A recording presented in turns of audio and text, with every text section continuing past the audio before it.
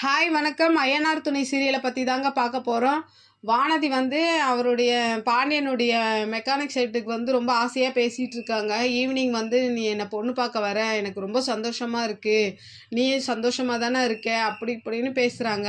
ரெண்டாவது எங்கள் அம்மா வந்து இந்த மாதிரி உனக்கு என்ன ஸ்வீட்லாம் பிடிக்கும்னு கேட்குறாங்க. எனக்கு அதெல்லாம் ரொம்ப சந்தோஷமாக இருக்குது, உனக்கு என்ன ஸ்வீட் பிடிக்கும்னு சொல்லு, அப்படி இப்படின்னு ரொம்ப ஆர்வமாக பேசுகிறாங்க. நான் என்ன கலர் saree கட்டணும், நான் எப்படி சல்வார் போடவா, saree கட்டவா, அப்படி இப்படின்னு ஒன்று ஒன்றா அவங்க பாட்டு பேசிக்கிட்டே இருக்காங்க.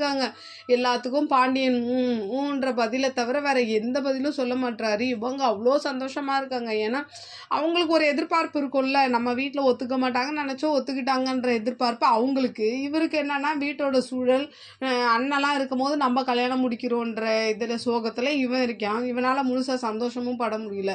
அப்படி இப்படி பேசிட்டு அந்த பொண்ணு அவனுக்கு ஒரு முத்தமும் கொடுத்துட்டு அவ்வளோ ஆசையாக ஈவினிங் வந்துரு அப்படின்ற மாதிரி வானதி போயிடுவா.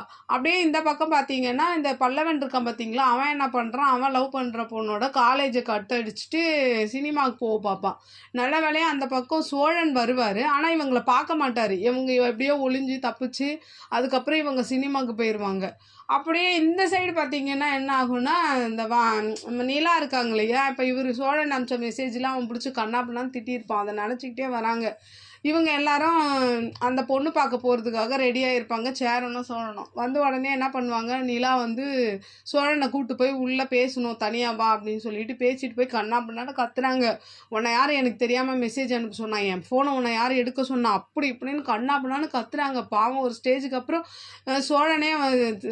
சேரனே வந்து ஏமா இப்படி கத்துற நிலா, வாப்பா அப்படின்னு கேட்க போது அவங்க சொல்கிறாங்க, இந்த மாதிரி பண்ணி வச்சுருக்காரு, எனக்கே தெரியாமல் மெசேஜ் பண்ணி இன்றைக்கி வந்து ராகவ் என்னை ரொம்ப பேசி வச்சுட்டா, நான் தான் அனுப்பிச்சேன்னு சொல்லிட்டு, எனக்கு வந்து பாருங்கள், நான் இனிமேல் இந்த வீட்டில் இருக்க மாட்டேன், உங்களுக்கும் சந்தா கல்யாணம் பண்ணிடணும், பாண்டியனுக்கும் கல்யாணம் ஆகி வானதி வந்துட்டாங்கன்னா இனிமேல் இந்த வீட்டில் என்னால் இருக்க முடியாது, இவர் என்னை ரொம்ப டார்ச்சர் பண்ணுறாரு, அப்படி இப்படின்னு பயங்கரமாக கத்துறாங்க.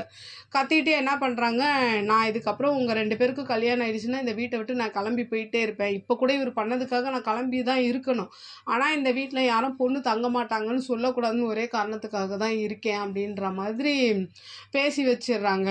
அதுக்கப்புறம் அவனுமே சோழனுமே என்ன பேசுறதுன்னு தெரியாமல் அப்படியே சோகமாக நிற்கிறான். அதோட இன்னைக்கான எபிசோடு முடியுது. நாளைன்னு கொஞ்சம் போடுவாங்களே, அப்போ வந்து எல்லாரும் கிளம்பி இருக்காங்க பொண்ணு பார்க்க போகிறதுக்காக. ஆனால் பாண்டியன் மட்டும் வரமாட்டான்.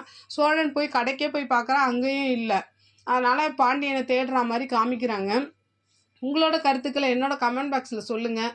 பாண்டியன் பண்ணுறது ரைட்டா இல்லை வானதி சைடு தான் கரெக்டா அப்படின்றத உங்களோட கருத்துக்களை என்னோட கமெண்ட் பாக்ஸில் சொல்லுங்கள். என்னோட சேனல் பிடிச்சிருந்தா லைக் பண்ணுங்கள், ஷேர் பண்ணுங்கள், கமெண்ட் பண்ணுங்கள். என்னோட சேனலை சப்ஸ்கிரைப் பண்ணி சப்போர்ட் பண்ணுங்கள். நன்றி, வணக்கம், பாய்.